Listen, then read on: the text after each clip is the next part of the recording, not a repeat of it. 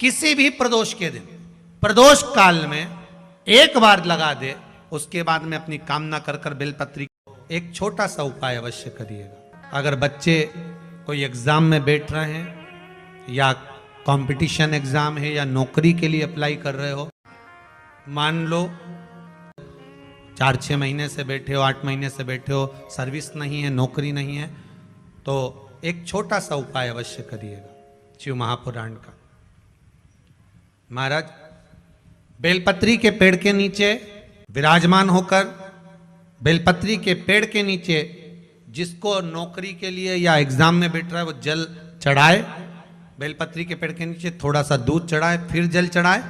और अपने राइट भाग में घी का दिया और अपने लेफ्ट भाग में तेल का दिया। किसी भी प्रदोष के दिन, प्रदोष काल में एक बार लगा दे, उसके बाद में अपनी कामना कर कर बेलपत्री के पेड़ के नीचे धोख लगाकर प्रणाम कर कर आ जाए और चले जाए इंटरव्यू के लिए, बाबा उत्तीर्ण करा ही देगा, नौकरी दिलाए। जिस दिन रविवार की प्रदोष पड़े उस दिन एक लाल वस्त्र में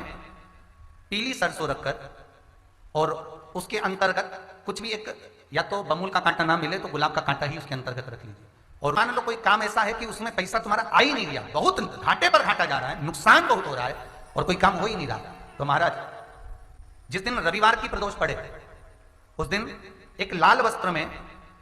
पीली सरसों रखकर और उसके अंतर्गत कुछ भी एक, या तो बमूल का कांटा ना मिले तो गुलाब का कांटा ही उसके अंतर्गत रख लीजिए और उसको शिव मंदिर का स्मरण कराकर शंकर भगवान का नाम लेकर रू भैरव, कौन सा भैरव है उसकी भी कथा भी आने वाली है। ये दारुक नाम के राक्षस का संहार करने के लिए जब माता अवतार लेगी तब शंकर भगवान बच्चे का रूप रखकर रोएंगे, तो शिव जी का एक नाम होगा रू भैरव। ये भैरव कहां पर रहता है तो कहा ये शमशान में रहता है। कहां रहता है ये भैरव? शंकर का जो एक अवतार है रू भैरव, ये भैरव अवतार शमशान में रहता है। तो इस भैरव का काम क्या है तो कहा शमशान में, शमशान की जो अग्नि होती है भले की लकड़ी रहे, भले उसमें कोई पदार्थ डाले ना डाले, थोड़ी देर में वो अग्नि रू आवाज, हल्की सी शमशान की जो अग्नि जलती है उसमें एक आवाज आती है। आप वैसे कोई अग्नि जलाएंगे ना तो आवाज नहीं आएगी, ध्यान देना। हमारे शमशान में अगर जो लोग गए होंगे मुर्दा जलाने के लिए, तो अगर वो एकांत में बैठेंगे तो उसमें से एक आवाज आती है रू रू। तो शिव पुराण कह रही है कि उस सरसों को, कांटे को रू भैरव का नाम लेकर जिस व्यापार जो नहीं चल रहा है, दुकान जो नहीं चल रही है, उस दुकान के सामने, उस व्यापार के सम्मुख में उसको जला दिया जाता है। ये करा जाता है रवि प्रदोष के दिन। महाराज कौन से प्रदोष? रवि प्रदोष के, जो सुख का भान कराती है, व्यापार की उन्नति के लिए, समृद्धि के लिए, लक्ष्मी के लिए इसका प्रयोग किया जाता है। तो यहां पर दारुक नाम का जो असुर है, दारुक नाम का जो राक्षस है, उसका एक ही कहना है कि मैं मरूं, मना नहीं है ब्रह्मदेव पर, वो मरने का। नंदी का एक पांव जो ऊपर होता है, आप लोग दर्शन करे होंगे शंकर जी के मंदिर में नंदी के, तो नंदी का एक पांव उठा हुआ होता है, एक पांव नीचा की ओर होता है। हड्डी से जुड़ा हुआ रोग, नेत्रों से जुड़ा हुआ, मस्तिष्क से जुड़ा हुआ कोई रोग रहता है तो एक नीले कलर का फूल आता है महाराज, उस फूल में हल्दी डालकर गुरुवार का प्रदोष पड़ने पर जो नंदी के पांव के पास समर्पित कर देता है महाराज, उसका रोग धीरे धीरे समाप्त होने लगता है। लिंग पुराण कहती है कि नंदीश्वर भगवान के सामने जो पुष्प समर्पित करा जाता है उसको, ये तो लिखा था स्कंद पुराण और शिव पुराण, लिंग पुराण कहती है जो फूल आपने समर्पित करा उसको लाकर पानी की बाल्टी में डालकर आप स्नान भी कर सकते हो, उससे भी हड्डी के जितने रोग होते हैं उसमें आराम लगने लगता है। जैसे कहीं शरीर नहीं चल रहा, हाथ झुन्न पड़ रहा है, हाथ काम नहीं कर रहा, हाथ में झुंझुनी आ रही है, कंपन आ रहा है, जैसे मान लो कोई काम, चाहे वो शनिचरी प्रदोष हो, चाहे रविवार की हो, सोमवार की हो, मंगल की हो, बुधवार की हो, गुरुवार की हो, शुक्रवार की हो, शनिवार की हो, कोई भी वार की हो, प्रदोष, प्रदोष काल में शाम का समय सूर्य डूब रहा हो, बस डूबा ही हो, और उस समय पर केवल 3 दिन ऐसे रहेंगे, 3 बार ऐसे रहेंगे, 3 तिथियां ऐसी रहेंगी, 3 समय ऐसा रहेगा जिस समय पर तेरे द्वारा निर्मित शूल को भी शिव धारण करेगा और जगत का कल्याण करेगा। 3 दिन, 3 तिथियां, 3 बार, 3 नक्षत्र, 3 घड़ी, 3 पल,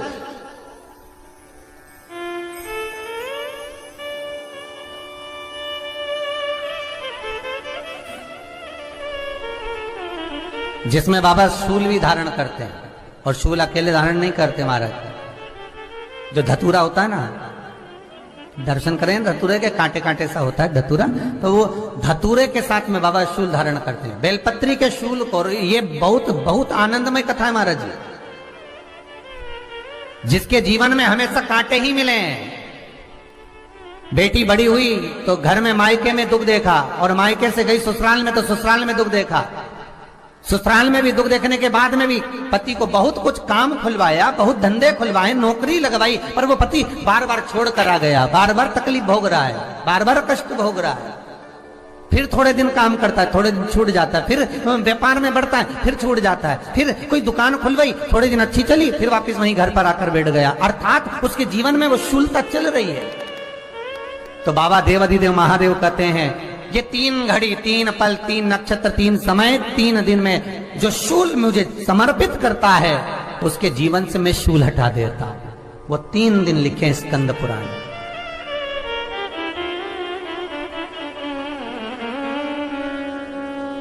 महाराज,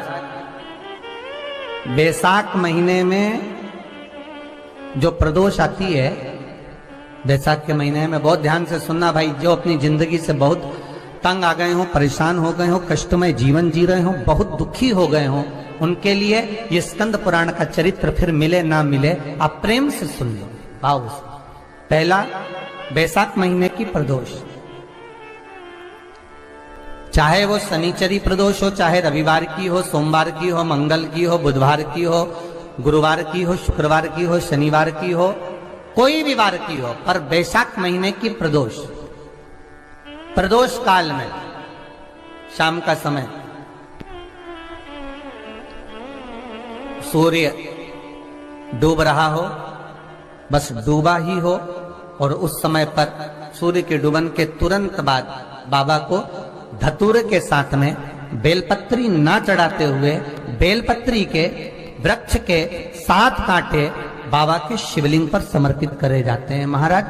अपनी जिंदगी में अड़चनों को हटाने के लिए। फिर आप जिस व्यापार में उतरे, जिस व्यवसाय में उतरे, जिस नौकरी में उतरे, आप दिल से करें, आपको तरक्की मिलेगी। आप हार नहीं सकते, नीचे नहीं आ सकते, उन्नति पर ही चढ़ेंगे। एक वैशाख मास की प्रदोष, दूसरा शिवरात्रि के दिन मध्याह्न का समय महाराज, जो बड़ी शिवरात्रि होती है माघ की, बड़ी शिवरात्रि के अंतर्गत मध्याह्न का समय, दोपहर के ठीक 12 बजे, चाहे फिर वो कोई भी दिन हो महाराज, शिवरात्रि जिस दिन पड़ रही हो,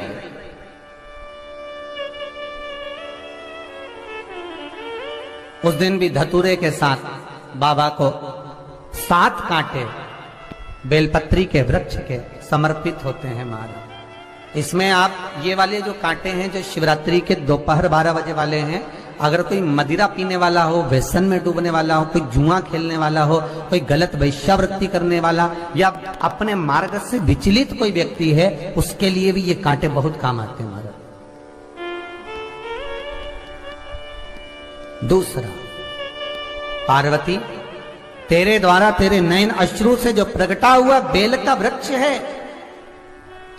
द्वितीय शूल मैं वहां धारण करता हूं, तृतीय शूल, तीसरा शूल जो वर्णन करा गया महाराज, भगवान श्रावण के महीने में जो भी दूसरा सोमवार पड़े, जो भी पड़े, श्रावण के महीने का दूसरा सोमवार, आप सबको पहले भी श्रावण के महीने में जो कथा कही उसका व्याख्यान वर्णन करा कि श्रावण का महीने का महत्व क्या है, वो भी आपको ऑनलाइन कथा में आप लोग सुन चुके हैं, लाइव कथा में श्रावण का पूरा महत्व बताया था कि श्रावण के महीने में शंकर भगवान को पूरा लेखा जोखा का भार प्रदान किया गया था। दूसरा सोमवार, श्रावण के महीने का जो दूसरा सोमवार होता है, उस दूसरे सोमवार में रात्रि के समय पर, अर्थात शास्त्र अब घड़ी और पल का स्मरण करेंगे तो रात्रि के बजेंगे 10 से 12 बजे मारे, 10 से 12 के बीच में धतूरे के साथ बाबा को शूल समर्पित होता है महाराज। ये भी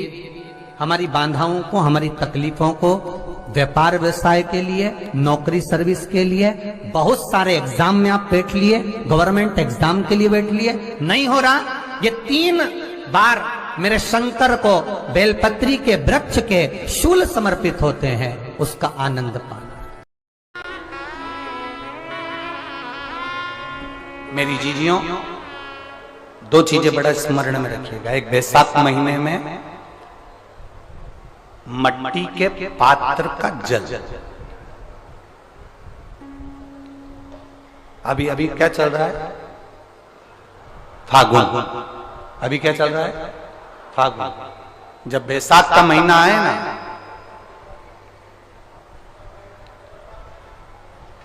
जितने यहां बैठे और जितने आस्था चैनल पर सुन रहे हो, जितने फेसबुक यूट्यूब पर कथा श्रवण कर रहे हैं, जितने मोबाइलों पर देख रहे हैं, प्रयास करना, बैसाख के महीने में मिट्टी के पात्र में जो रात्रि भर जल रखा हो, मिट्टी के पात्र में, अगर आपके पास में घड़ा हो, हंडा हो, नी हो, तो दिया हो, दीपक हो, कुल्लड़ हो, कोई भी तुम्हारे पास में जो मिट्टी का पात्र, उसमें जल भरना। वो जल बैसाख के महीने की किसी भी सोमवार के दिन, किसी भी सोमवार के दिन, बैसाख महीने में, या किसी प्रदोष के दिन, या बैसाख महीने के शिवरात्रि के दिन, वो मिट्टी के पात्र का जल अपने घर के प्रत्येक व्यक्ति का स्पर्श कराकर उस मिट्टी के पात्र के जल को तांबे के पात्र में डाल लीजिए और घर के प्रत्येक व्यक्ति का स्पर्श करा लीजिए और शंकर भगवान पर कुंदकेश्वर महादेव के नाम से समर्पित करिए। कुंदकेश्वर महादेव। कभी जीवन में पीछे पलट कर देखने की जरूरत नहीं पड़ेगी, आप उन्नति की सीढ़ी की ओर बढ़ते चले जाओगे। बैसाख महीने में मट्टी के पात्र का जल भगवान शंकर को समर्पित होना चाहिए, उसका सुख हमारे जीवन को एक आनंद फल प्रदान। जैसे कहते हैं ना, कोई अच्छा मिले ना मिले, धन मिलने से कोई भाग्यशाली नहीं होता,